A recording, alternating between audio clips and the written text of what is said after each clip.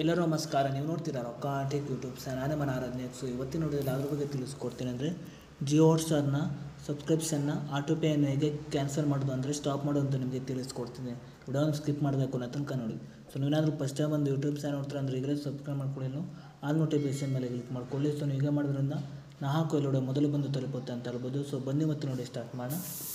So ಮೊದಲಿಗೆ ನಾನೊಂದು Telegram channel ಹಾಗೂ ನಾನೊಂದು ಇನ್ಸ್ಟಾಗ್ರಾಮ್ ಪೇಜ್ನ ಲಿಂಕನ್ನು ವಿಡಿಯೋದ ಡಿಸ್ಕ್ರಿಪ್ಷನಲ್ಲಿ ಕೊಟ್ಟಿರ್ತೀನಿ. ಸೊ ನೀವು ಬೇಕಾದರೆ ಹೋಗ್ಬಿಟ್ಟು ಫಾಲೋ ಕೂಡ ಮಾಡ್ಬೋದು.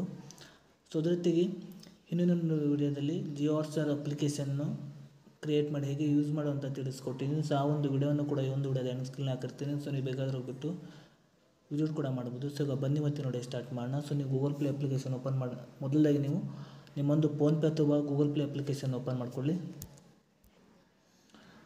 ಸೊ ನಂತರ ನಾನು ನೋಡ್ತಿರ್ಬೋದು ನೀವು ಮೇಲ್ಗಡೆ ನೀವು ಪ್ರೊಫೈಲ್ ಮೇಲೆ ಕ್ಲಿಕ್ ಮಾಡ್ಕೊಳ್ಳಿ. ಸೊ ನೀವು ಪ್ರೊಫೈಲ್ ಮೇಲೆ ಕ್ಲಿಕ್ ಮಾಡಿದ ನಂತರ ನಿಮಗೆ ಈ ರೀತಿ ಎಂಟರ್ಫೇಸ್ ಓಪನ್ ಆಗುತ್ತೆ ಅಂತ ಹೇಳ್ಬೋದು. ನಂತರ ನೋಡ್ತಿರ್ಬೋದು ನೀವು ಕೆಳಗಡೆ ನಿಮಗೆ ಆಟೋ ಪೇ ಅಂತ ಒಂದು ಆಪ್ಷನ್ ತೋರಿಸಿದೆ. ಸೊ ನೀವು ಇದ್ರ ಮೇಲೆ ಕ್ಲಿಕ್ ಮಾಡ್ಕೊಳ್ಳಿ. ಸೊ ನಂತರ ನೋಡ್ತಿರ್ಬೋದು ಆಟೋಮೆಟಿಕ್ ಪೇಮೆಂಟ್ಸ್ ಅಂತ ಒಂದು ಆಪ್ಷನ್ ತೋರಿಸಿದೆ. ಸೊ ಇಲ್ಲಿ ನೋಡ್ತಿರ್ಬೋದು ಆಟೋ ಪೇ ಒಂದು ಆ್ಯಕ್ಟಿವ್ ಆಗಿದೆ ಅಂತ ಹೇಳ್ಬೋದು.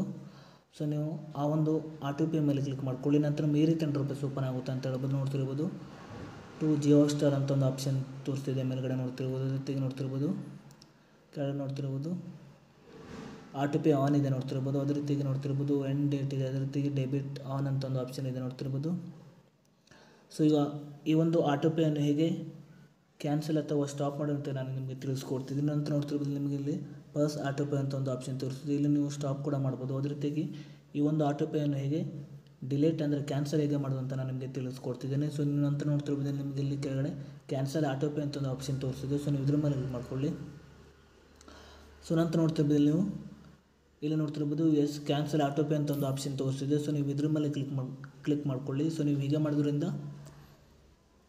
ನೀವು ಜಿಯೋ ಹಾಟ್ಸ್ಟಾರ್ನ ಸಬ್ಸ್ಕ್ರಿಪ್ಷನ್ನ ಆಟೋ ಪೇನಲ್ಲಿ ನೀವು ಈ ರೀತಿಯಾಗಿ ನೀವು ಸ್ಟಾಪ್ ಅಥವಾ ನೀವು ಕ್ಯಾನ್ಸಲ್ ಮಾಡ್ಬೋದು ಅಂತ ಹೇಳ್ಬೋದು.